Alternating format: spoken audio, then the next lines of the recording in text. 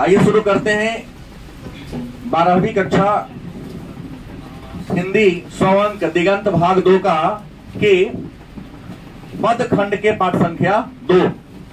और पद खंड के पाठ संख्या 2 का है नाम, पाठ का नाम ऐसे पद है क्योंकि भगवान कृष्ण के बारे में चर्चा किया गया है। इसके बारे में भगवान कृष्ण के बारे में चर्चा किया गया, इसलिए हमने नाम लिख दिया कृष्ण के पद। किसके पद? कृष्ण के पद, मतलब भगवान कृष्ण के बारे में लिखा गया है। और कृष्ण के पद को लिखा है किसने? सूरदास ने। किसने लिखा? सूरदास ने लिखा। याद रखेंगे, कृष्ण के पद किसने लिखा?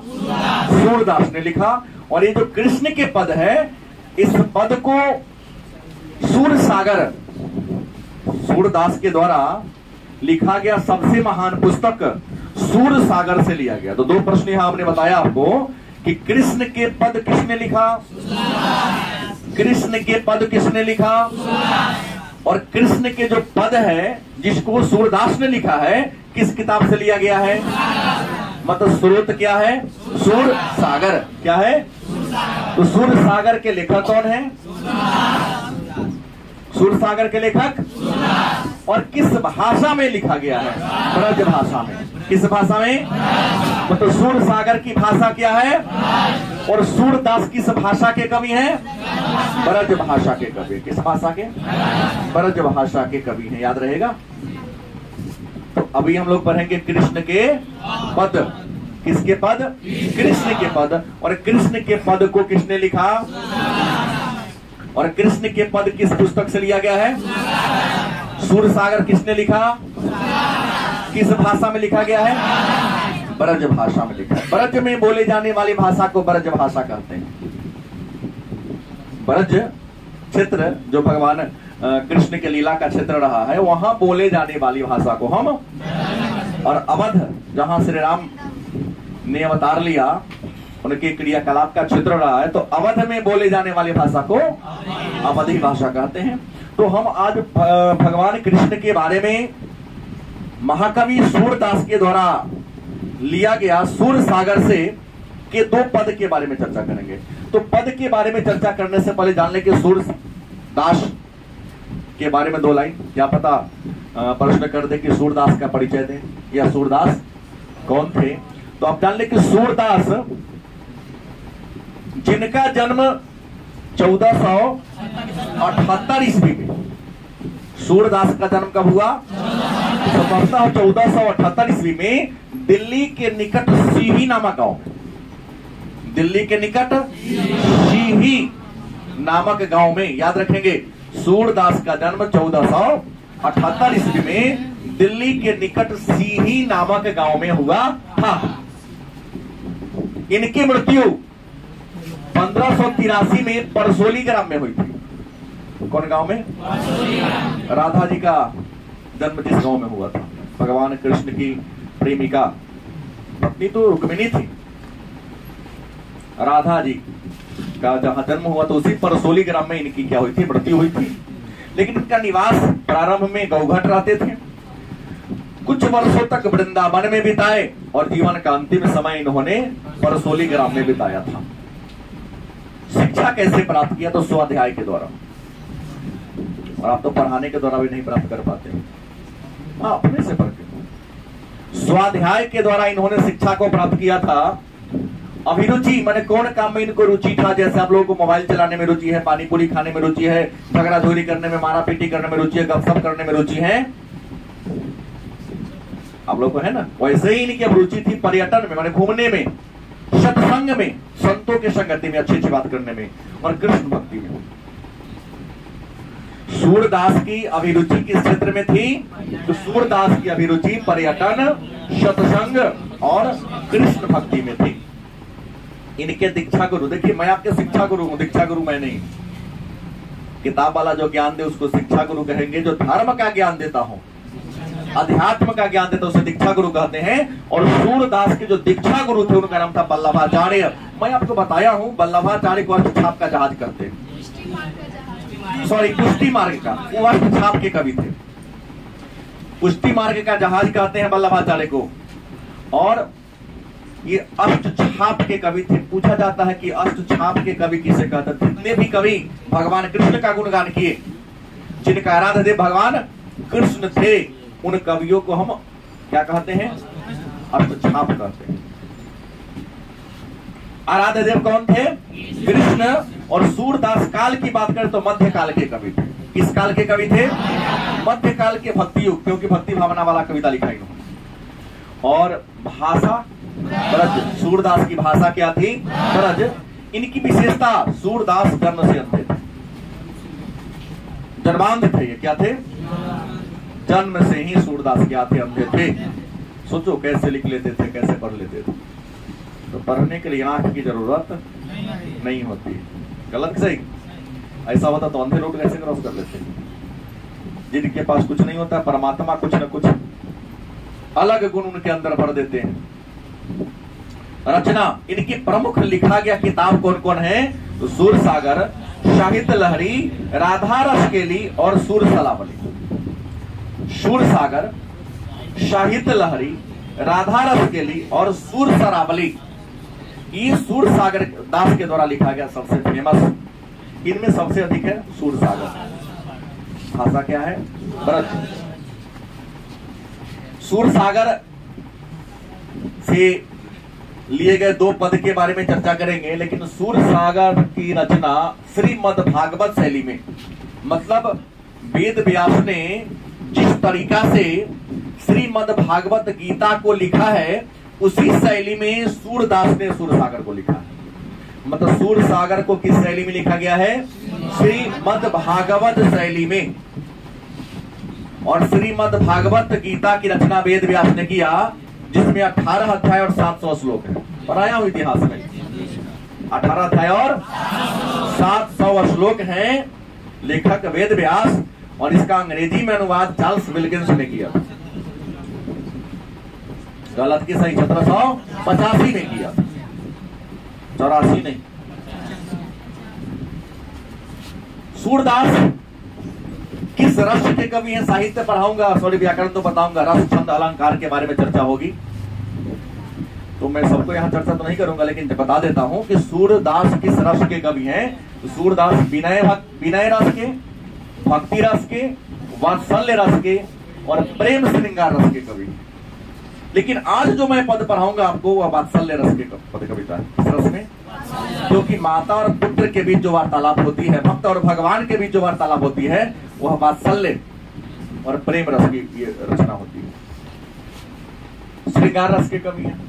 तो उम्मीद है आप लोग समझ गए होंगे सूरदास के बारे में। सूरदास जो ब्रज भाषा के महान कवि हैं, जो मध्यकाल के महान कवि हैं, जिनका जन्म 1478 ईस्वी में दिल्ली के निकट सिही नामक गांव में हुआ था। इनकी मृत्यु 1583 में परसोली नामक गांव में हुआ था। इनका निवास क्षेत्र गौघट, वृंदावन और परसोली ग्राम था। स्वाध्याय के द्वारा इन्होंने शिक्षा को प्राप्त किया था।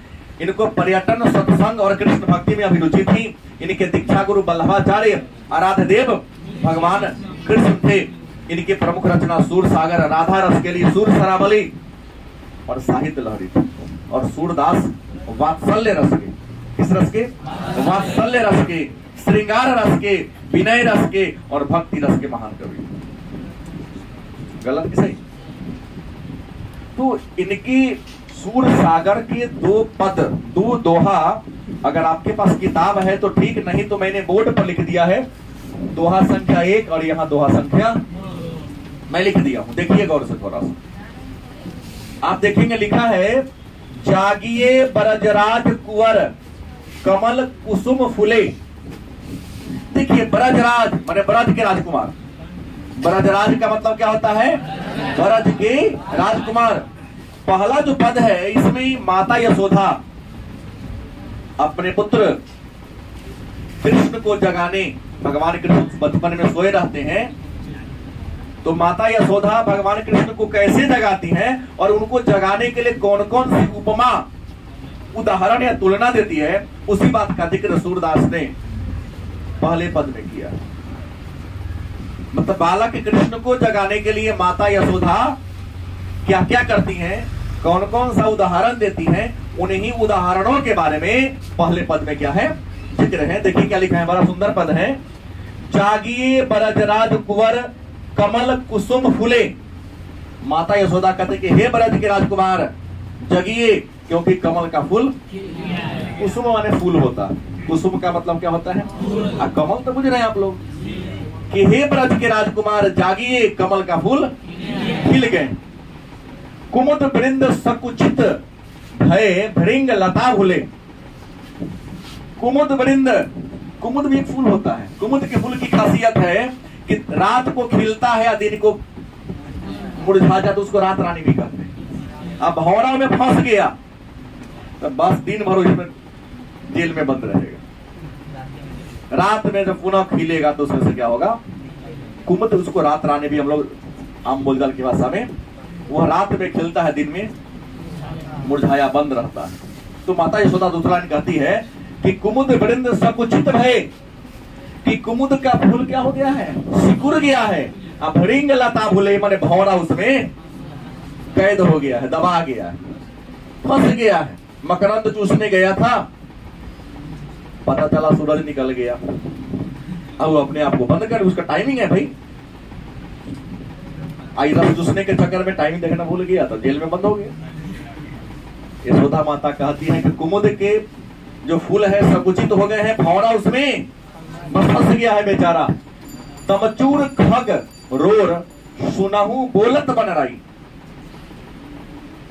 तमचूर माने होता है मुर्गा, खग मतलब पक्षी, रोर मतलब हल्ला गुला, चहचहाट, बोलत बन रही माने बन के राजा। माता यशोदा कहती है कि तमचूर खग रोर सुनहु बोलत बन रही, मतलब देखिए मुर्गा मुर्गी भाग दे रहा है, आवाज दे रहा है। पक्षियां, खग मतलब पक्षी होता है, पक्षी चहचहा रहे हैं, और बनराई मतलब बन के राजा आवाज दे रहा, दहाड़ रहा है। सुबह हो गया है। राम भती गौ खरी कनी में बछड़ा हितधाई, माने गौशाला में राम भती गौ, रंभाना, बैल भैंसी की आवाज को रंभाना कहते हैं। आदमी बोलता है, गौ भैंस रंभाती है, शेर दहाड़ता है, चिड़िया चहचहाती है, कोयल कूक भरती है।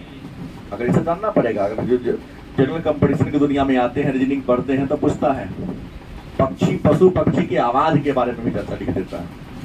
कोयल कूक भरती है, कौआ काव काव करता है, शेर दहाड़ता है, गलत सही, पक्षियां चहचहाती हैं, बिल्ली म्याऊ म्याऊ करती है, मुर्गा भाग देता है। ये नहीं कहता मुर्गा बोलता है, बोलते नहीं, भाग देता है। तो इन चीजों को बड़ा बारीकी से रखना होता है। इसलिए किसी ने कहा कि मूल रहा सो कबीरा चूल्हा, बच गया ससुर, चुन चान के तुलसीदास लिख दिए। जो अब कवि है वो क्रूर है, कवि नहीं है, क्योंकि आजकल के कवियों की भाषा आपको समझ में, इन्होंने किस शब्द को कहाँ रखना है और किस शब्द के लिए कौन सा रस का चयन करना है, बड़ी सुंदर से गोस्वामी तुलसीदास, सूरदास और कबीरदास की नहीं।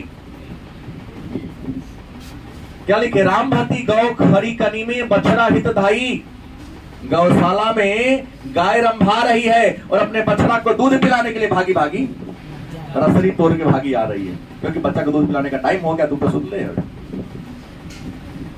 रामवती गौ खरी कनी में बछड़ा हितधाई, गौशाला में गाय रंभा रही है और अपने बछड़ा को दूध पिलाने के लिए भागी भागी आ रही है।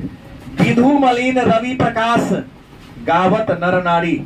विधु का मतलब होता है चंद्रमा। विधु किसका पर्यायवाची है, विधु मलिन मतलब चंद्रमा का प्रकाश मलिन हो गया है। रवि प्रकाश, रवि माने सूर्य होता है, और सूर्य का प्रकाश तेज होते जा रहा है। गावत नर नारी, और नर नारी लोग भजन कीर्तन गा रहे हैं, क्योंकि सुबह का समय होता है तब भोजपुरी गाना नहीं चलता है। अनडिसिप्लिन्ड लोग, देखो गाने का भी समय होता है, किस टाइम में कौन सा गाना गाना, किस टाइम में कौन सा गाना चाहिए। और यहाँ तो देखता हूँ कि कुछ लोग गाड़ी चलाते हैं, कुछ लोग घर से निकलते हैं तो सुबह में हनी सिंह को, खेसारी लाल को लगा देता है। हर गाने का एक टाइमिंग होता है, टाइम के अनुसार गाओगे तो मन को आनंद देगा आपको। गलत की सही। कहते हैं कि चंद्रम विधु मलिन रवि प्रकाश, चंद्रमा का प्रकाश मलिन हो गया है, सूर्य का प्रकाश तेज हो गया है, और नर नारी भजन कीर्तन कर रहे हैं। क्या करिए, जागिए। सूर्य श्याम प्रातः उठो अंबुज करधारी। सूरदास कहते कि हे श्याम, जल्दी जगिए, सुबह जगिए, हे हाथ में कमल, अंबुज माने कमल होता है, कर माने हाथ होता है, कि हाथ में कमल धारण करने वाले सूरदास कहते हैं सुबह में क्या होइए, जगिए। अब देखिए यहां से कुछ प्रश्न आया, गलत कि सही, वस्तुनिष्ठ प्रश्न बनता है। पहला तो 2 नंबर का प्रश्न, माता यशोदा ने चाहे सूरदास ने भगवान कृष्ण को जगाने के लिए कौन कौन सा उदाहरण दिया है, पूछा गया प्रश्न है। और कहोगे सर कहाँ किताब में लिखा है, तो किताब से क्या मतलब, पूरा से कह दिया, लाइन से पढ़ोगे तो परेशानी आपको नहीं होगी। तो माता यशोदा ने भगवान कृष्ण को जगाने के लिए उदाहरण क्या दिया है, कमल के फूल खिल गए, कुमुद के फूल संकुचित हो गए, मुर्गा आवाज दे रहा है, मतलब मुर्गा भाग दे रहा है, वनराज आवाज दे रहे हैं, गौशाला में गाय रंभा रही है, चंद्रमा का प्रकाश मलिन हो गया है, सूर्य का प्रकाश, इन सब बातों को लिखना है। 2 नंबर देगा, जो पूरा काज पता नहीं जोर पूछ दिया वो, गलत की सही। अब प्रश्न है, तमचूर का मतलब क्या होता है, मुर्गा, खग का मतलब, वनराई मतलब वन का राजा, और यहाँ पर बरराज कुंवर शब्द का प्रयोग किसके लिए आया है, बरराज कुंवर शब्द का प्रयोग किसके लिए हुआ है, कृष्ण के लिए हुआ है। कमल मतलब जान रहे, कुसुम मतलब क्या होता है, संकुचित मतलब कहता है मुरझा जाना, रामहति मतलब बोलना, गौ मतलब गाय, गलत सही। अंबुज मतलब होता है कमल, कर मतलब क्या होता है हाथ, प्रातः का मतलब क्या होता है सुबह, गलत सही, क्लियर हो जाएगा। आगे पद में आओ, तो पहला पद में सूरदास ने किस बात का जिक्र किया है कि माता यशोदा अपने पुत्र कृष्ण को जगाने के लिए कौन कौन सा उदाहरण दिया है, उपमा दिया, उसी बात का जिक्र किया है। गलत है या सही? हाँ, लेकिन एक बात और जान ले, पूछ सकता है, जागिए बरजराज कुंवर कमल कुसुम फूले डॉट डॉट डॉट सब प्रसंग व्याख्या करें, पूछा गया प्रश्न है। गलत या सही? आपसे 2 या 3 अंक का एक प्रश्न कर सकता है कि जागिए बरजराज कुमार कमल कुसुम फूले, व्याख्या करें। तो इसको व्याख्या करने का तरीका है कि प्रस्तुत पंक्ति चाहे प्रस्तुत पद हमारे हिंदी साहित्य के पाठ्य पुस्तक के काव्य खंड के कृष्ण के पद से लिया गया, जिसके लेखक सूरदास हैं। इस पद में सूरदास कहते हैं, निचोड़ लिख दो, कि हे ब्रज के राजकुमार, नहीं ना, जागिए, कमल के फूल खिल गए हैं, कुमुद के फूल संकुचित हो गए हैं, भौरा उसमें खो गया है, मुर्गा मुर्गी आवाज दे रहे हैं, पक्षियां चहचहा रही हैं, वनराज आवाज दे रहे हैं, गौशाला में गौ रंभाती हुई अपने बछड़ा को दूध पिलाने के लिए भागी आ रही है, चंद्रमा का प्रकाश मलिन हो गया है, सूर्य का प्रकाश तेज हो गया है, लोग भजन कीर्तन गा रहे हैं। क्या ये हाथ में कमल धारण करने वाले कृष्ण श्याम जगिए, क्या हो गया, सुबह हो गया। इतना लिखना पड़ेगा। पूछेगा एक ही लाइन, हमारी बात समझ में आई, और आपको लिखना पड़ेगा। दूसरा पद में आते हैं। दूसरा पद में क्या लिखा है सूरदास ने? तो दूसरा पद में देखने में लिखा होगा, जेवत श्याम नंद की कछु कनिया, लिखा है, जेवत श्याम नंद की कनिया, कछु खात कछु धरने गिरावत छवि निरखत निरनिया, बड़ी बड़ा बेसन बहुभातिन व्यंजन विविध अगनिया, दारत खात लैत अपने कर, दधी मानत रुचि, दधी मानत रुचि मानत अधिदोनिया। ये जो पद है सूरदास के द्वारा लिखा गया, सूर सागर से लिया गया है। तो पद के बारे में बताने से पहले मैं बता दूं, इसमें भगवान कृष्ण अपने पिता, अपने बाबा नंद के गोद में बैठकर भोजन कर रहे हैं। उनके भोजन करने का तरीका कितना सुंदर है।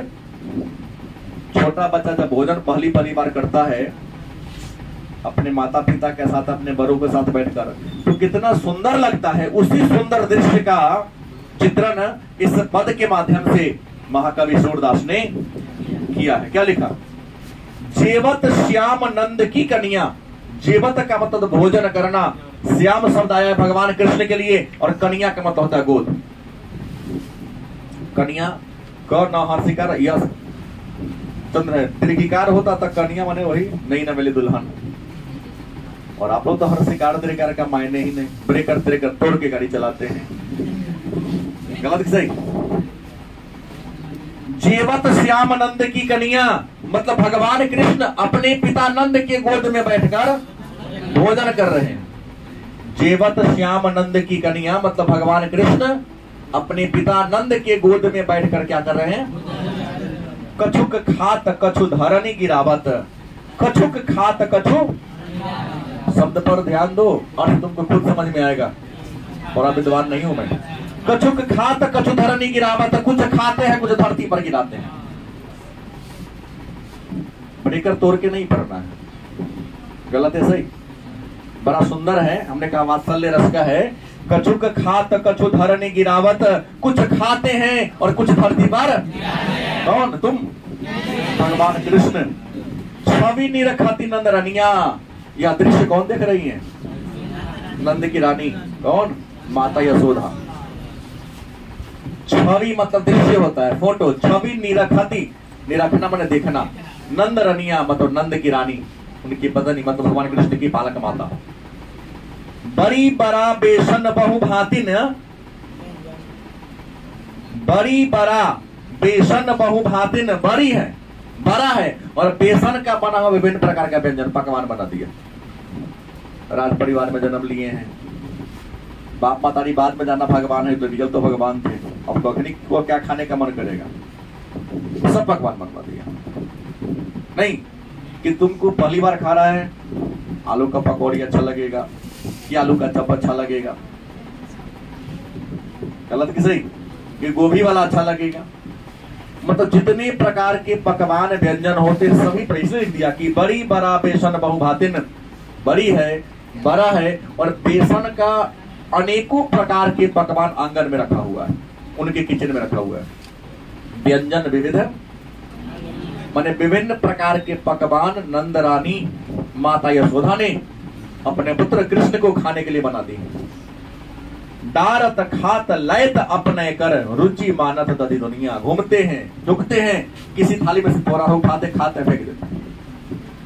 लिखता है कि डारत खात लयत अपने कर माने घूमते हैं देखते हैं और उसमें से किसी एक को क्या करते हैं? उठा लेते हैं, खाते हैं, पुनः क्या करते हैं? छोड़ देते हैं। क्यों?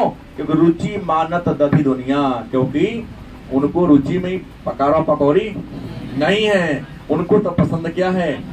मिट्टी के पात्र में जमाया हुआ दही। क्या जी? बेहद पसंद है उनको भगवान कृष्ण। मिश्री दधी माखन मिश्रित करी, मिश्री दधी माखन मिश्रित करी, मुख नावत छवि धनिया।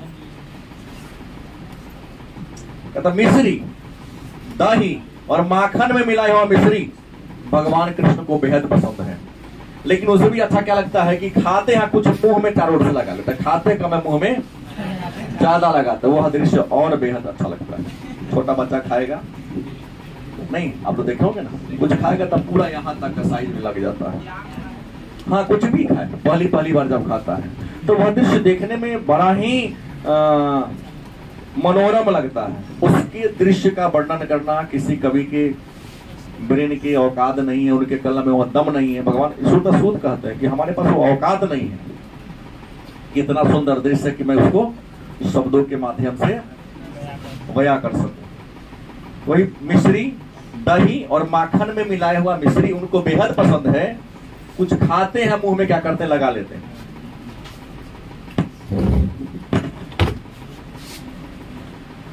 आपुन खात नंद मुख नावत, देखेंगे आपुन खात नंद मुख नावत, सो छवि कहत न बनिया। कहते हैं छोटे हैं, नन्हे नन्हे साइज छोटा है, नन्हे नन्हे छोटे छोटे हाथ है, उस हाथ से अपने भी खाते हैं, वही हाथ से अपने पिताजी के मुंह में भी क्या करते हैं? नंद जी के मुंह में डालते हैं। वो इसलिए कवि ने लिखा कि आपुन खात माने अपने खाते हैं, नंद मुख नावत और नंद के मुख में भी खिलाते हैं। सो छवि कहत न बनिया। यह दृश्य कितना सुंदर होगा, इस दृश्य का वर्णन करना मेरे बस की बात। जो रस नंद जसोदा विलसत, सो नहीं तिहु भुवनिया।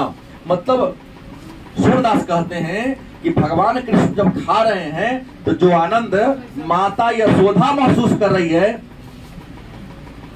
जो रस माता यशोदा महसूस कर रही है, वो रस, ठीक है धन्यवाद, इस ब्रह्मांड में, तीनों भुवन ब्रह्मांड में कहीं नहीं है। क्या लिखे कि जो रस जनंद जसोदा बिलसत, जो रस, जो आनंद माता यशोदा महसूस कर रही है, सो नहीं तीनों भुवनिया, ऐसा आनंद इस तीनों लोक में कहीं नहीं।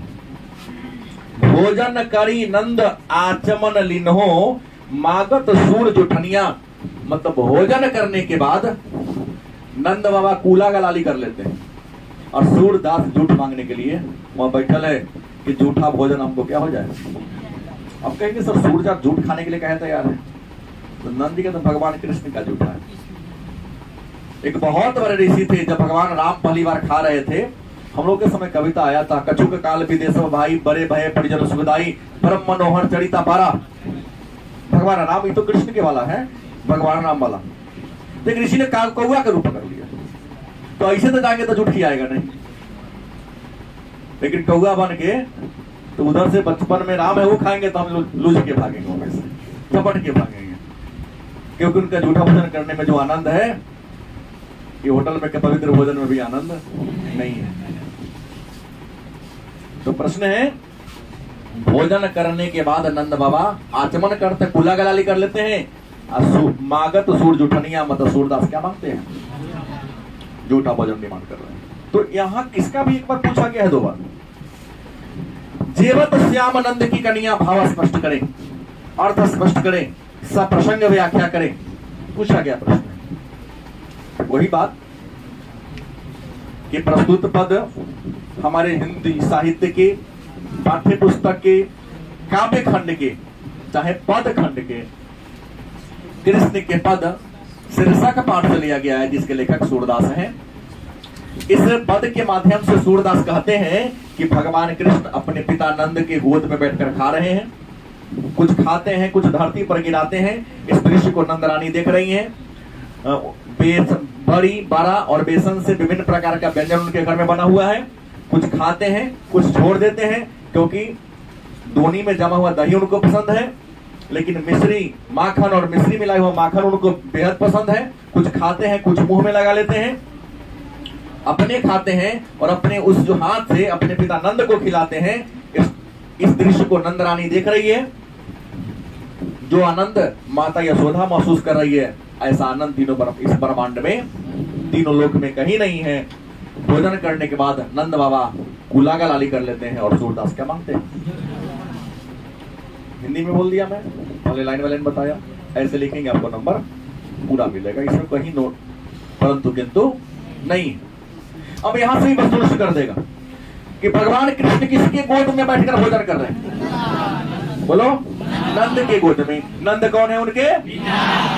अच्छा, कुछ खाते हैं और कुछ क्या करते हैं, कौन गिराते हैं? हाँ, इस दृश्य को कौन देख रही है? हाँ। उसके बाद है, भगवान कृष्ण को क्या पसंद है?